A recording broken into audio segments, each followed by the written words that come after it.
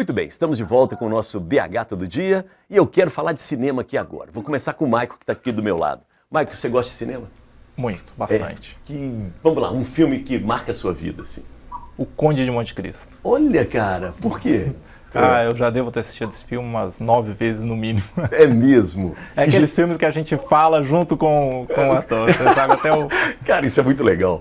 E aí o Conde de Monte Cristo tem um livro. Você já leu o livro ou não? Só o filme? Não, me apeguei somente ao filme. Somente o filme, caso. muito bom. Trilha de cinema, música de cinema, você curte? Star Wars. Star Wars, olha... A marcha imperial do Darth Vader. Aí, garoto, temos um nerd aqui, muito bem, gostei. Flutuamos em todos os mercados. Muito bom, Mike. Deixa eu saber da outra convidada que trabalha com memória, que é a Júlia. Júlia, e aí? Cinema, Olá. filme, você gosta? É uma praia que você, né? Tá nela? Gosto demais. Então vamos lá. Vamos lá, um filme da sua vida. Olha, da minha vida não tenho, não. Eu tenho um mais recente que eu assisti no Netflix, que chama... o nome é meio complicado, é Estou Aguardando para Quando o Carnaval Chegar. E eu gosto desses filmes assim, que trazem coisas do cotidiano do Brasil, e esse é um meio filme documentário, eu achei muito interessante. Boa, muito bom. Você já assistiu? Não, ainda não, mas me lembrei da música, acho que é do Chico, se não me engano, né? Para quando o carnaval chegar. Por acaso tem o Chico no filme, no documentário? Não tem não. É uma cidade que eles fabricam jeans, a cidade inteira fabrica jeans, e é aquela luta diária, assim, e vai chegando perto do carnaval, o pessoal vai ficando aflito, porque tá a fim de viajar e sair. Eles pegam e vendem tudo, vendem geladeira, fogão, cama, de tudo, viajam e voltam. E é história real, assim, um documentário sobre o Brasil. Muito bom. Trilha, música de cinema. Vimos aqui o Star Wars, né, que chamou a atenção do Michael. E você? Curte? Nossa, não, agora assim não me vem, não. Tá bom.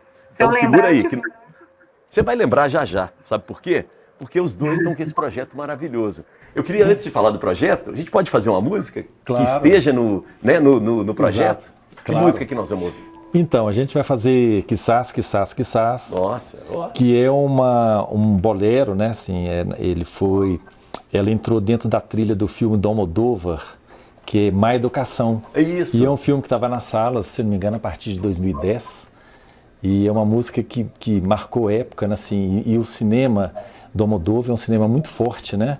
Trata questões muito sérias e, ao mesmo tempo, o Almodóvar ele tem uma cor assim no filme, assim, né? Assim, ele trabalha muito com a questão de cor. E nessa bateia de saber qual é o repertório, né, de trilhas do cinema, a gente resolveu pegar essa música. Muito bacana. É uma música mais antiga do que o filme de Almodóvar, mas o Almodóvar nos faz uma referência, nos leva lá de novo, né? Exato. Ótimo. Então, fiquem à vontade.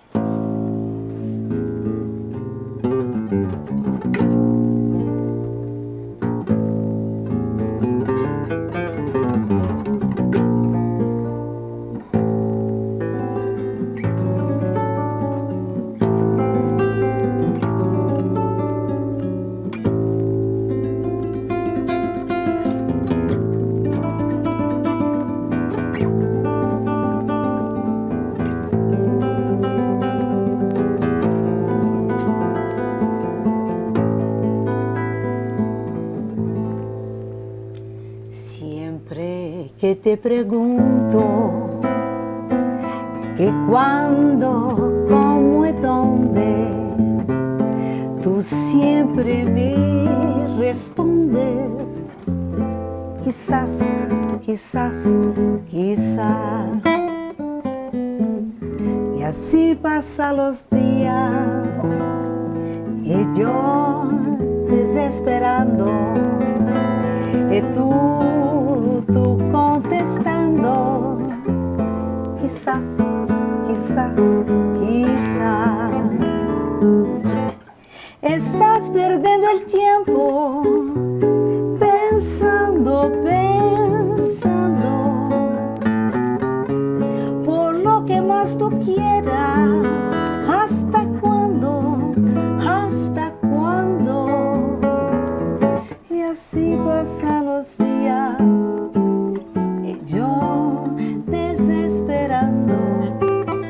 y tú contestando, quizás, quizás, quizás.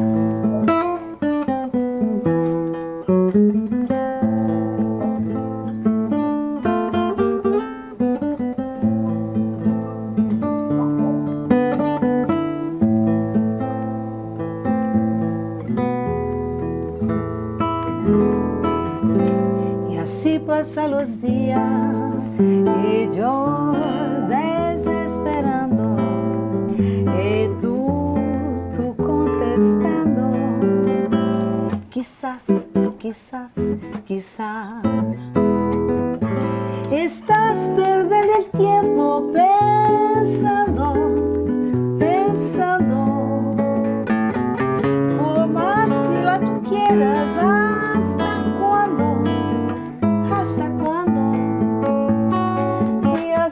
Pasan los días y yo desesperando y tú contestando, quizás, quizás, quizás, quizás, quizás, quizás, quizás, quizás, quizás. Olha só, bravíssimo! Que maravilha! No. Caxi, para interpretar uma trilha de um filme é preciso entrar no filme, conhecer o diretor, os atores, sim, como é que é? Sim, a história principalmente, né? Assim, todo o enredo, tudo aquilo que o filme quer dizer. Eu tive a oportunidade de fazer a trilha de um longa-metragem que é da Elza Cataldo, né? Sim. A cineasta Elza Cataldo, mineira, né? E é um filme que chama-se Vinho de Rosas. Me lembro, sim. É um filme que, inclusive, retrata a vida da filha de Tiradentes, que é uma visão, né, uma ótica feminina sobre Inconfidência Mineira. Porque quando se fala em Inconfidência Mineira, fala dos homens da Inconfidência Mineira. Então a Elza teve esse olhar feminino para falar das mulheres da Inconfidência, da Bárbara Eleodora, todo esse, né, da própria filha Joaquina, filha de Tiradentes e tudo. E eu fui convidado, né? E aí você entrou nessa. E aí tive que ler muito roteiro, sentir, escutar muita música da época. E aí eu fiz a trilha original do filme. Barato. Muito bom, muito bom. E a sua relação com o cinema, qual que é, Lívia? É normal, né? Eu escolho bastante, sim. Eu não sou assim uma cinéfila, nada disso. Sim. Mas gosto de pesquisar, né? Olhar a sinopse primeiro e tal, para já ter uma noção, né? E escolho bastante. Eu gosto muito de filmes históricos, romances, né? Meu primeiro filme foi Romeu e Julieta. Eu tinha 13 anos, tem uma história interessantíssima. Eu fugi de casa para assistir. É o do Zeffirelli, do italiano? Exatamente, Franco Zeffirelli. Muito legal. E mamãe não deixava, um mamãe era adventista sétimo dia e ela não deixava assistir esses filmes e tal, né? E aí eu dei uma fugida e assisti. Meu primeiro filme foi o Romeu e Julieta. E a trilha sonora ficou muito tempo no meu imaginário, né? Olha lá. Exatamente. Que inclusive é uma da... tá nas trilhas? Tá no projeto? É um instrumental que eles vão fazer. Muito bonito. Inclusive esse nosso projeto Obrigada. Voltei lá pro passado. Que lindo. Não muito remoto. Essa, inclusive, a gente vai fazer instrumental, né? Sim, nós vamos abrir o show trilha de cinema fazendo o Romeu e Julieta. Essa é só o momento instrumental. Aí depois a gente convida Você sabia dessa história dela com o filme? Não sabia não. Vou ter que caprichar no arranjo. Rebelde. A Lívia é rebelde. Assistir o Romeu e Julieta, né? Mas é interessante esse projeto nosso, né? Em 5 idiomas que eu canto. Cantado em 5 idiomas. O que nós temos? Espanhol, italiano? Não, italiano não, né? Italiano, espanhol. sim. É o espanhol, italiano, francês, português e inglês. Nossa, que legal. Italiano, o que vocês fazem, além do Romeu e Julieta? Dio como te amo. Dio como te amo. Nossa, muito bom, hein? Muito bom. Em francês? Ela vem arroz, nós vamos fazer ela vem arroz aqui. A gente vai dar uma canjinha aqui, né? Então segura aí. Vamos entrar. Olha, nós estamos viajando no tempo e falando de filmes clássicos, né? Que ainda continuam. E eu queria entrar um pouco na questão da idade agora. Quando a gente fala em clássico, não tem idade. E eu queria entrar nessa questão dos idosos. Por quê? Porque essa população está aumentando, não é, Maicon? Você estava me falando dos números aí bem interessantes, né? Nos últimos 10 anos, a população idosa ela cresceu 5% em média. Hoje, dentre toda a população brasileira, 14,7% são de acima de 60 anos. É uma tendência que os idosos cada vez mais têm mais autonomia, né? São mais independentes, vivem mais. E com a qualidade de vida também. Com uma qualidade de vida bem melhor do que vamos, na década de 90 para trás. Então, mas é um público que precisa ser muito bem assistido ainda, né? Porque aquela independência, a autonomia deles pode passar uma falsa sensação de que eles não precisam ser assistidos, não precisam de cuidados. Mas eles precisam ainda desse olhar dos filhos, dos netos, da família de modo geral. E da sociedade também. Da sociedade. Né? E aí vocês entram com uma proposta para cuidar da segurança desses idosos. Como é que Exatamente. A Anjos da Guarda, a gente atua de forma geral, a gente tem 35 anos de história, a gente é uma empresa mineira, a gente predominantemente atua em Minas Gerais. E a gente conhece muito esse público, porque a gente atua muito, vamos dizer, em condomínios, tanto verticais, horizontais, e a gente sabe um pouco da dificuldade que eles enfrentam no dia a dia. Vocês começaram a notar um aumento de pessoas idosas morando sozinhas. Exatamente, né? E como a tendência do mercado, vamos dizer assim, a inteligência artificial, a IA está aí, acaba que é um público que às vezes tem um pouco de dificuldade com os sistemas. Então os sistemas têm que se adequar para todos os públicos. Para o usuário, né? Para o usuário final. Porque os idosos estão a fim de entrar nas redes sociais, usar a tecnologia. Exatamente. Né? Então a tecnologia acompanha e o público idoso ele também a gente tem que adaptar sempre para ele. Então acaba que entra tanto na parte de instrução, de orientação, de pequenos cuidados do dia a dia, quanto de realmente oferecer um leque de possibilidades de sistemas, de tecnologias que auxiliam a segurança, vamos dizer assim, para deixar tanto o idoso quanto os familiares mais tranquilos, vamos dizer assim. Ô Michael, como é que fica a questão da autonomia, da independência da pessoa, né, da invasão da privacidade, né? Porque, por exemplo, eu fiquei pensando assim, câmeras, né? Geralmente a gente tem isso assim, os filhos às vezes querem colocar câmeras, né, na casa dos pais para poder observar. Como é que é negociado isso, assim? Isso é muito familiar, isso é muito dentro do que a família aceita, dentro do que o idoso está, do entendimento dele de realmente... Então ele tem que ter voz ativa, né? Tem todos. Não é invadir a casa dele. Não, né? de forma alguma, tem que ser algo, vamos dizer assim, a gente vive em comunidade, seja num condomínio, seja numa residência, a família ela tem que ter uma voz muito ativa, de consultar o idoso, de verificar se ele aceita aquela condição, de oferecer realmente situações e mostrar que aquilo ali é para a segurança dele, para a garantia, para a tranquilidade da família também. Boa, legal. Vamos continuar nesse papo e aí vamos entrar na questão da memória, que tem muito a ver também, não é? Quanto mais a gente vive, mais a nossa memória está ali ligada. E aí Belo Horizonte é uma cidade muito nova, a gente tem várias pessoas que vêm do interior, cidades no interior de Minas que são bem mais velhas do que Belo Horizonte, mas Belo Horizonte já tem uma memória, mas é preciso cuidar dessa memória. E eu queria entrar um pouco nisso. Júlia, que história é essa de Memorize, não é? Vamos contar um pouco do projeto aí, que tem a ver com isso que a gente está falando, tanto das trilhas do cinema, né, da história das pessoas. Fala pra gente, Júlia. Então, o projeto Memorize, ele nasce de uma vontade entre amigos e família de falar um pouco da questão da memória individual das pessoas e da memória coletiva, que é essa memória contida nos espaços. A gente, com a pandemia, assim, ele bateu forte na pandemia, porque o idoso ele precisou ser muito olhado, né? Ele precisaria ser sempre. A gente precisa olhar mais ainda para o idoso. E a gente conta com a participação da minha mãe, que na verdade é proponente do projeto. E minha mãe já é uma senhora. E ela começou até assim a questionar, né? Qual que era a posição dela, aquela coisa, aqueles questionamentos que a pandemia trouxe, ela trouxe para mim também. E aí a gente começou a pensar no idoso, na importância da valorização da memória da pessoa, né, de olhar para a caminhada individual de cada um e reconhecer que nessa trajetória existe uma riqueza muito grande e, ao mesmo tempo, pensar nessa memória dos espaços, né? Quais são as memórias que esses espaços que estão tombados e que também estão precisando de um olhar mais certeiro em relação a eles, quais são as memórias que eles trazem? E aí a gente se juntou, né? Somos amigos, colegas, família, e pensamos esse projeto que são 2 jogos, na verdade, é um jogo de memória e um jogo de quebra-cabeça.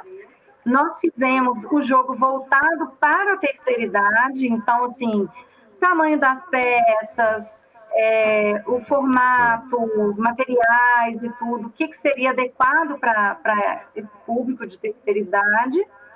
E aí, esses jogos, eles contemplam patrimônios arquitetônicos da cidade. Então, a gente fala da memória do antigo, né, desses edifícios, e, ao mesmo tempo, quer conversar com essas pessoas mais velhas e ver se elas resgatam memória, se elas olham para a história delas com carinho que precisa ser olhado, assim. E aí nós fizemos esse projeto para o público dos lares permanentes para idosos de Belo Horizonte. Então, a gente distribuiu esses jogos para os idosos dos lares. E qual que foi a reação deles e delas? Como é que foi? Olha, eles adoraram. Assim, porque o jogo, além disso tudo, é aquele momento de estar junto, de descontração, de olhar para aquele... Por exemplo, a gente colocou, são 12? São 12 aí, edifícios. Isso. Estamos vendo algumas imagens do jogo. Isso, esse é o jogo de quebra-cabeça. Né? A gente fez a representação do conjunto moderno da Pampulha, mas o Estádio Mineirão, que ele não está, né, no conjunto moderno, mas ele é um edifício tombado e ele faz parte, né, dessa memória coletiva do Mineirão. E a Pampulha tá para você, hein, Caxi? Legal isso, né? Como é que a Pampulha faz parte da nossa memória. Agora me ajuda aqui, vamos viajar um pouco. O que temos aqui? Igreja da Boa Viagem. O primeiro lá, né, no canto superior esquerdo, né? Lá em cima. É o edifício da Estação Central. Edifício Central. Da Praça da Estação. Esse ano, o edifício completa 100 anos. Ele foi um edifício... A primeira estação ela era menor e depois, né, com o tempo, com o desenvolvimento da capital e tudo, ele foi reconstruído e esse edifício ele completa esse ano 100 anos, né? E a Praça da Estação, lugar de trânsito, onde todo mundo passa. Então, a gente tentou trazer também... a gente andou um pouco pela memória da minha mãe, da Heloísa, porque minha mãe ela é da área de Belas Artes, ela ama Belo Horizonte, então a gente passou muito pelos lugares que ela passou, estudou, mas também a gente tentou pegar edifícios que fossem, assim, significativos para o desenvolvimento da capital e lugares que as pessoas passam, né? Realmente vivem aquele lugar para tentar puxar essa memória delas também, do que viveu ali e tal. Ô, Júlia, vamos continuar ali. Eu estou curioso. A Praça da Estação está ali acima, à esquerda, e ao lado do prédio da Praça da Estação. Que lugar é aquele? Esse é o IEMG, que é o Instituto de Educação de Minas Gerais. Puxa, ele está tão jogado. Que pena, viu? Pois é. Mas é uma boa lembrança sua. E é maravilhoso. E minha mãe, inclusive, estudou lá e ela, assim, é muito grata pela formação que ela teve, porque naquela época os professores eram excelentes. Assim, então, ela acha que o Instituto, para a formação dela, foi extremamente significativo. Assim. E aí, do lado ali... Ao lado, a gente tem o Museu Abílio, né? Que, na verdade, o Museu Abílio ele é um conjunto, né, de tanto paisagístico quanto de outras construções. Mas essa casa é o casarão, e é um casarão secular, que é uma das primeiras casas de Belo Horizonte. Né? Antes de Belo Horizonte, a gente já tinha esse casarão, que veio com os bandeirantes e tudo. Então, a gente fez um passeio pela história, e chegou no início de BH, no que é hoje o Museu Abílio. Boa. Vamos ali para baixo, embaixo da Praça da Estação. É a Boa Viagem? Abaixo é a Catedral da Boa Viagem, Nossa Senhora da Boa Viagem.